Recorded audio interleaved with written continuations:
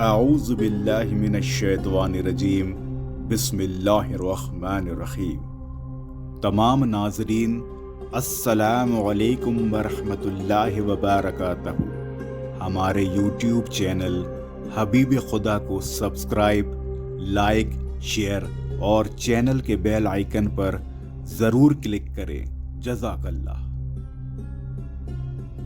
اولیاء اللہ کی نسبت کا فیض ہماری دین اور دنیا کو سنوار دیتا ہے۔ آج آپ کے سامنے ایک ایسا واقعہ پیش کیا جائے گا جس میں اللہ پاک نے اپنے ولی کے صدقے میں ایک عیسائی کی دعا قبول کی اور اسے ایمان کی دولت سے بھی نوازا۔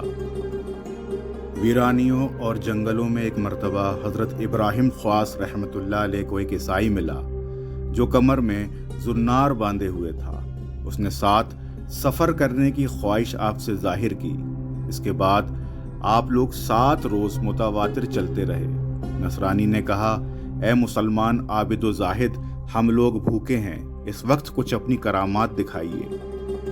حضرت ابراہیم خواص رحمۃ اللہ علیہ نے نہایت عاجزی سے دعا کی، اے اللہ مجھے اس غیر مذہب کے روبرو رسوا نہ کرنا۔ اس کے بعد غیب سے ایک تھال ظاہر ہوا جس میں روٹی، گوشت، تازہ کھجور اور پانی تھا۔ آپ ارشاد فرماتے ہیں کہ ہم دونوں نے یہ کھایا اور پھر سفر شروع کیا۔ اس طرح 7 دن اور گزر گئے۔ اب حضرت شیخ ابراہیم خواص رحمۃ اللہ علیہ نے ارشاد فرمایا، اے نصرانی راہب، اب تمہاری باری ہے۔ نصرانی نے اپنی لاٹھی پر ٹیک لگائی اور دعا کرنے لگا، اور تھوڑی ہی دیر ہوئی تھی کہ غیب سے 2 تھال ظاہر ہوئے جن میں میرے تھال سے کئی گنا زیادہ اور لذیذ غذائیں تھیں۔ شیخ حیرت زدہ ہو گئے اور کھانے سے کترانے لگے۔ اس عیسائی نے اصرار کیا اور کہا، آپ کھائیے، میں آپ کو 2 بشارتیں سناتا ہوں۔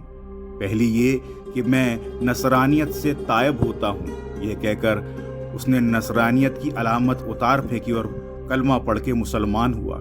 اس کے بعد اس نے کہا، اے شیخ، دوسری یہ ہے کہ میں نے اس طرح دعا کی تھی، اے اللہ اگر تیری بارگاہ میں میرے ہمسفر مسلمان عابد کا کچھ حصہ ہے تو ہم پر اپنے کرم کے دروازے کھول دے۔ یہ سب اسی کا اثر ہے۔ حضرت شیخ ابراہیم خواص رحمۃ اللہ علیہ نے یہ سن کر اللہ تعالیٰ کا شکر ادا کیا۔ پھر آپ دونوں نے مل کر کھانا کھایا۔ پھر وہ حج کے لیے ساتھ مکہ مکرمہ تشریف لے گئے۔ اس کے بعد 1 سال تک وہاں قیام پذیر رہے اور اس عیسائی کی وہیں وفات ہو گئی اور اس کو وہیں دفن کیا گیا۔